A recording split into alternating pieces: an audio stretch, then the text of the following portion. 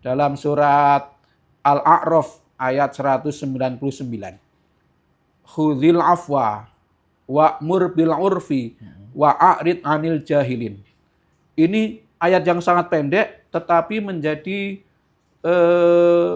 center keadaban manusia. Kalau memiliki 3 sifat ini, maka dia akan menjadi pribadi yang sangat beradab. Jadi pengkritik itu kita jawab dengan karya nyata, bukan dengan kata-kata. Dan tips mubalik yang disukai, disenangi jamaah seperti apa, Pak Jumari? Kata kuncinya adalah wajah ceria dan akhlak mulia.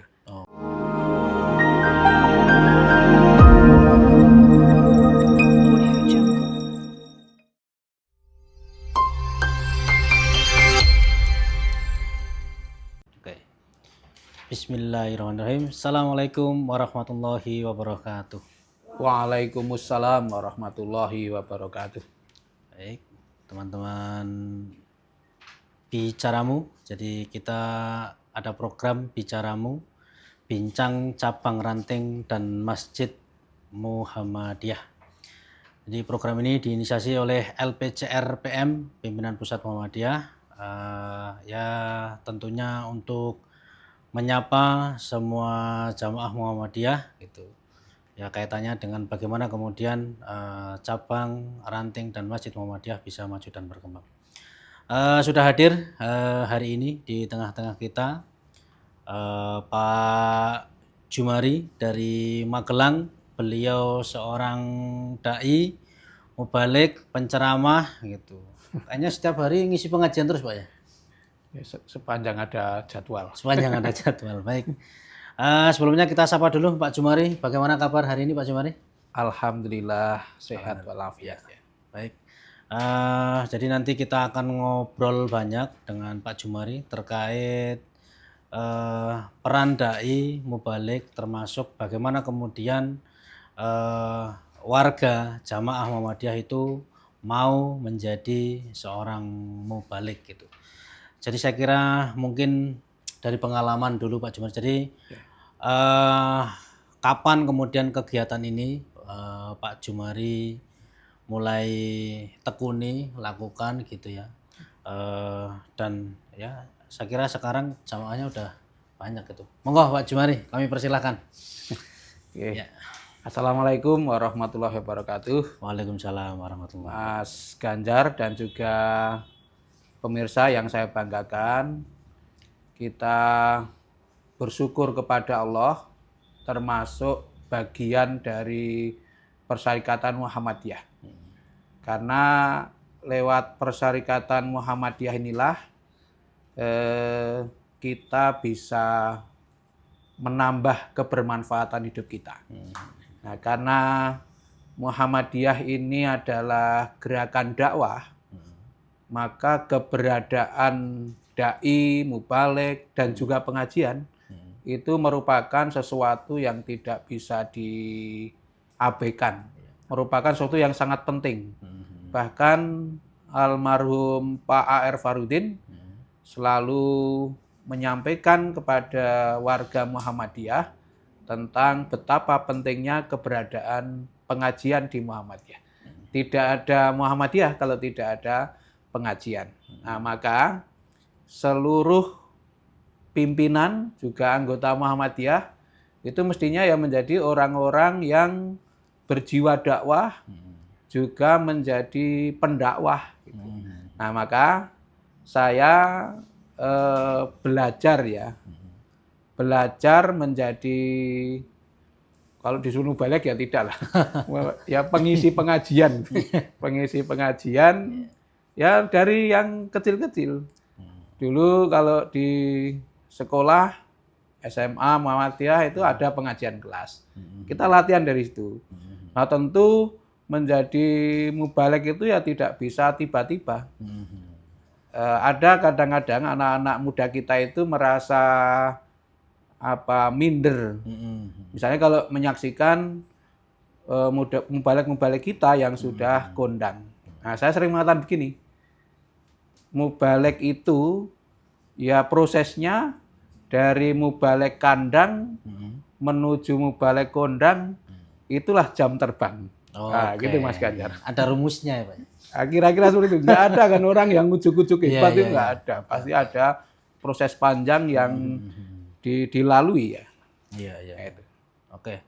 Nah, sejauh pengalaman Pak Jumari tadi kan sekilas memang sudah disebutkan ya. Jadi arti penting mubalik di Muhammadiyah gitu ya, khususnya di akar rumput gitu ya Pak Jumari. Nah, ini memang kita kan ya terutama tadi misalnya ngomong tentang anak muda dan sebagainya gitu. Terus kelihat ya hari ini, dan saya kira kan saya nggak tahu apakah kemudian itu dirasakan juga oleh Pak Jumari ya kurang gitu. Nah, bagaimana kemudian ya dengan pengalaman Pak Jumari lah gitu. Biar pengajian itu rame, anak muda juga oke bergabung gitu. Monggo Pak Jumari saya kira. Penting begini, Ya. disadari oleh para mubalek, baik mubalek anyaran Ya. maupun mubalek yang sudah kondang.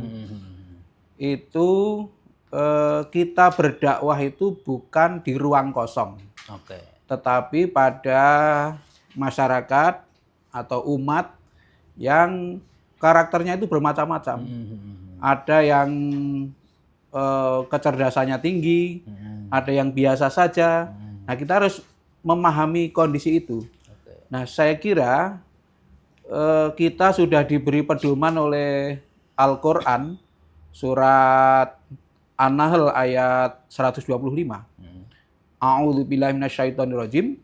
Ud'u ila sabili rabbika bil hikmah wal mau'izatil hasanah wajadilhum billati hiya ahsan. Saya ambil segitu saja. Iya. Ini perintah ya.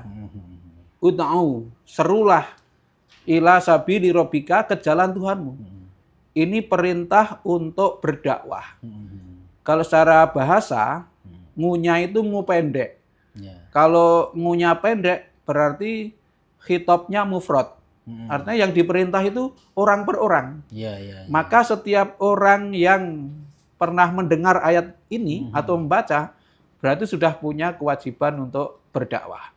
Nah, lalu Allah mengatakan bil hikmah, kemudian mau'idhah hasanah, kemudian wajadilhum billati hiya ahsan. 3 hal ini bukan 3 macam ya, tetapi 3 perintah yang sifatnya itu bertahap. Kalau yang nomor 1 belum bisa dilaksanakan, sulit melaksanakan yang kedua, atau hampir tidak mungkin. Maka seorang dai itu yang pertama harus bisa menjadi orang yang bijaksana.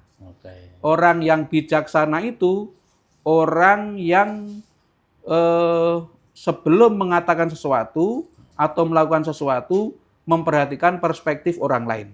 Jadi ini akan menjadi sangat bagus ketika kemudian orang yang bijaksana itu memberi nasihat yang baik.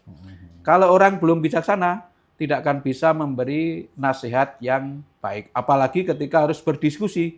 Wah, itu kalau saya menyaksikan diskusi-diskusi, dialog-dialog di media zaman sekarang itu agaknya dari aspek adab itu kurang. Karena apa? Karena belum punya sifat bijaksana, belum punya kearifan. Nah, saya kira kita itu harus bijaksana terkait dengan yang pertama materi yang akan disampaikan. Kemudian yang kedua melihat kondisi jamaah, karakter jamaah, kebiasaan jamaah, budaya jamaah, itu harus diperhatikan oleh seorang dai yang bijaksana. Nah, untuk bisa bijaksana itu memang diperlukan sikap lapang dada. Mas Ganjar dan juga pemirsa, untuk menuju bijaksana itu, saya menemukan satu ayat pendek yang luar biasa. Dalam surat Al-A'raf ayat 199. Khudhil afwa wa'mur bil urfi wa'arid anil jahilin. Ini ayat yang sangat pendek tetapi menjadi center keadaban manusia. Kalau memiliki 3 sifat ini, maka dia akan menjadi pribadi yang sangat beradab. Yang artinya begini, khudhil afwa, ambillah sikap pemaaf. Kemudian perintahkanlah yang ma'ruf dan tinggalkanlah orang jahil. Wah, itu pertama kan kita dituntut menjadi pribadi yang pemaaf. Orang itu bisa menjadi pemaaf kalau dia sudah punya kelebihan, bisa meluber kearifannya itu. Itu baru menjadi pemaaf. Nah, kalau sudah menjadi pemaaf, baru bisa masuk ke yang kedua, memerintahkan kepada yang ma'ruf. Dalam konteks ini adalah memberi nasihat. Kalau orang belum pemaaf, dia ketika harus memberi nasihat, kalau tidak takut, dia sungkan.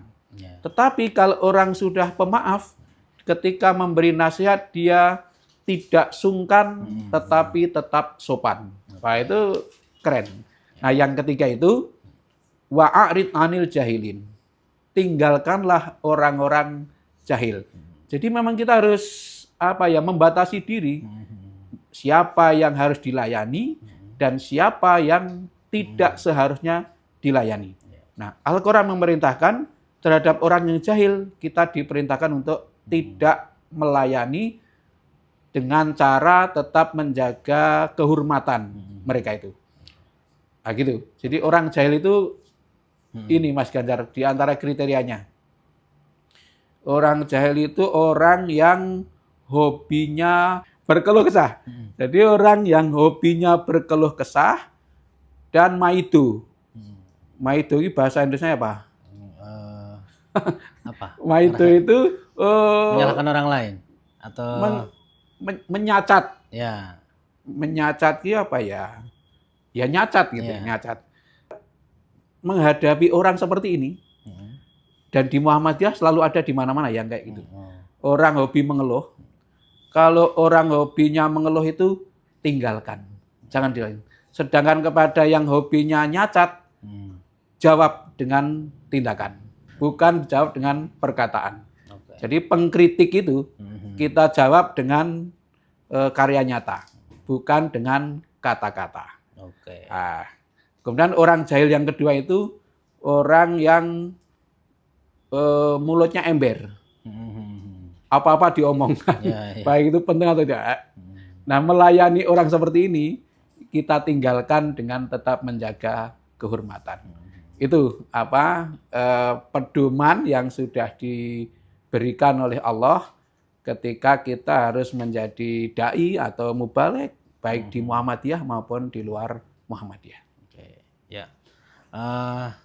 Barangkali ada ini Pak, satu contoh lah gitu. Jadi cara membangun jamaah tadi, selain tadi kan tips kita sebagai mubaligh ya, menyampaikan dengan yang baik dan sebagainya gitu.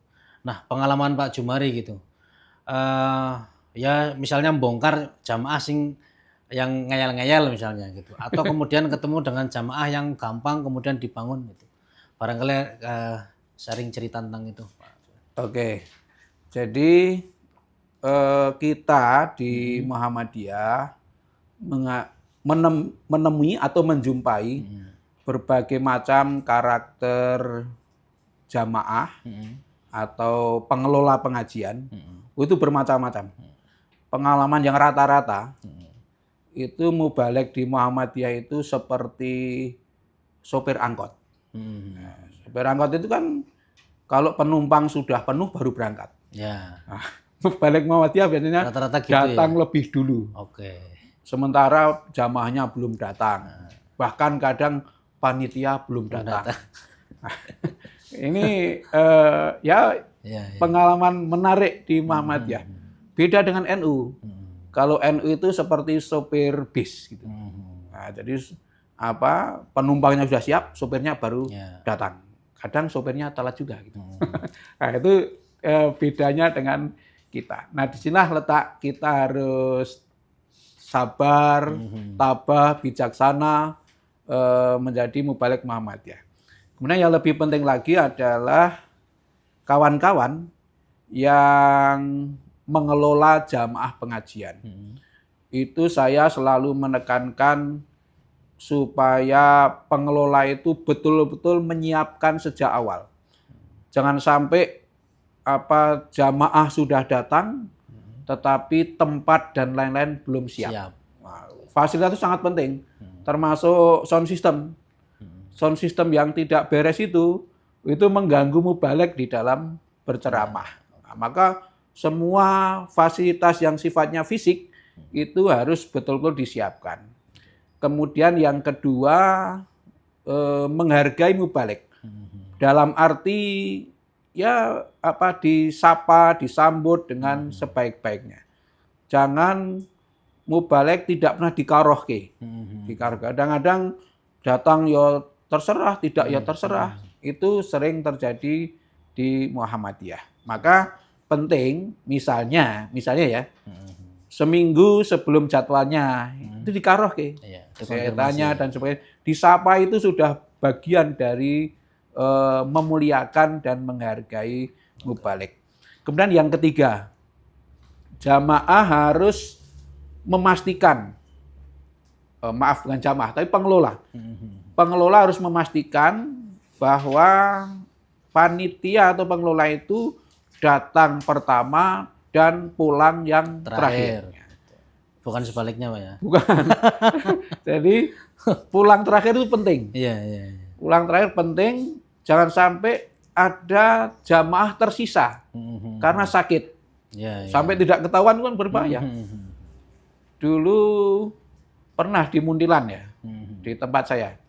Itu ada yang jamaah di kamar mandi. Meninggal dunia. Ganti hari baru ketahuan.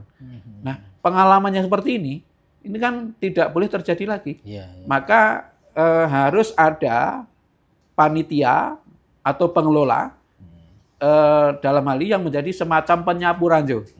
Jangan sampai masih ada jamaah mungkin karena sakit ya, lalu tertidur di ruangan tidak ketahuan.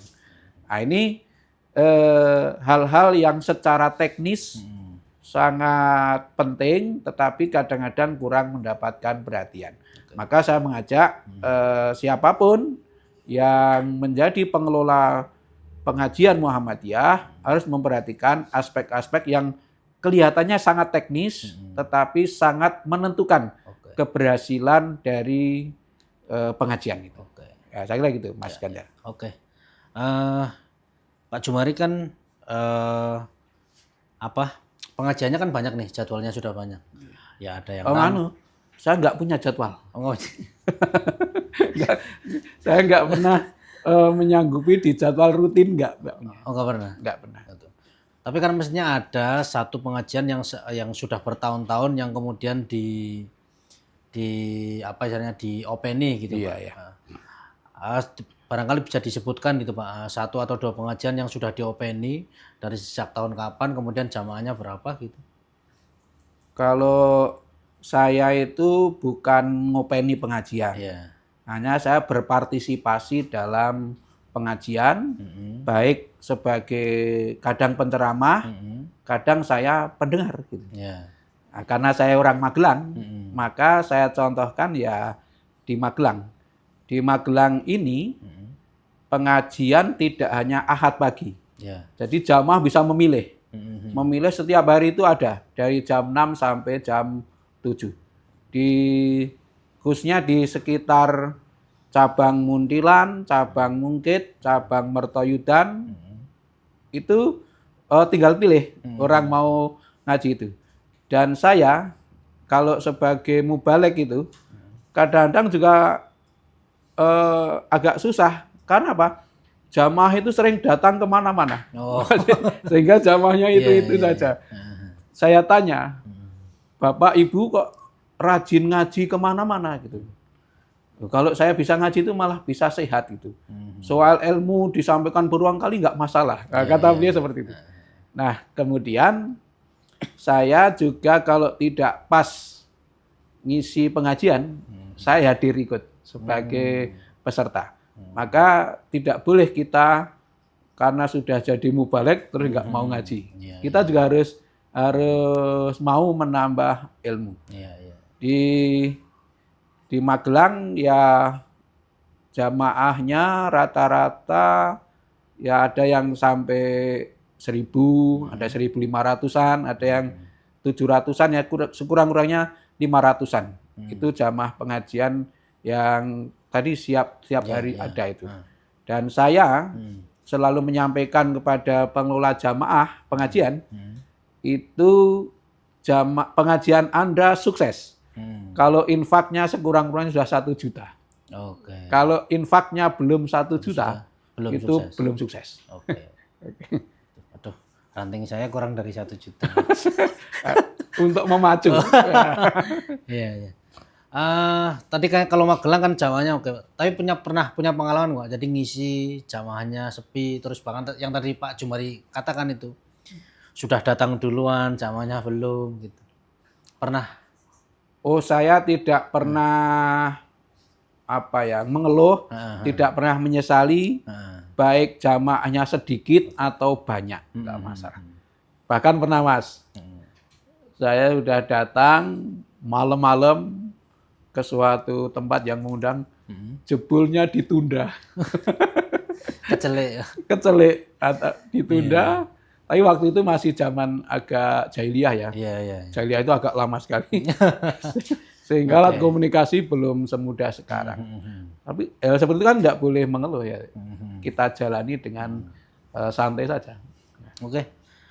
Saya kira terakhir Pak Jumari, jadi kesimpulan atau tips atau harapan lah yang mungkin bisa di-share ke pemirsa. Jadi bagaimana pentingnya mubalik dan tips mubalik yang disukai, disenangi jamaah seperti apa, Pak Jumari? Yang pertama, tidak boleh menyerah jadi mubalik. Menjadi mubalik Muhammadiyah tidak boleh takut salah. Kata Pak Hamka, takut salah adalah kesalahan terbesar manusia. Kemudian yang kedua, bagi kawan-kawan yang menjadi pengelola pengajian, baik di masjid-masjid atau di gedung dakwah atau di tempat yang apapun, itu kelolalah dengan sungguh-sungguh, layani dan disapa jamaah dengan sebaik-baiknya. Sehingga jamaah itu selalu tentram dan nyaman di dalam mengikuti pengajian. Jangan lupa, kata kuncinya adalah wajah ceria dan akhlak mulia. Wajah ceria dan akhlak mulia itu harus dimiliki oleh mubalik maupun pengelola pengajian. Gitu, Mas. Terima kasih Pak Jumari atas penyampaiannya gitu. Saya kira ini pengalaman yang menarik gitu. Jadi bagaimana kemudian mubalik Muhammadiyah itu menyapa jamaah, termasuk juga mestinya perhatian Muhammadiyah terhadap keberadaan mubalik ini saya kira juga penting gitu. Dan Magelang saya kira bisa dijadikan contoh Pak ya gitu. Siap. Pengajiannya luar biasa gitu, jamaahnya luar biasa, paling sedikit 500, rata-rata di angka 1000 jamaah. Saya kira itu contoh yang sangat baik. Saya kira itu, terima kasih. Kita jumpa lagi di Bicaramu episode selanjutnya. Kami mohon pamit diri. Wassalamualaikum warahmatullahi wabarakatuh.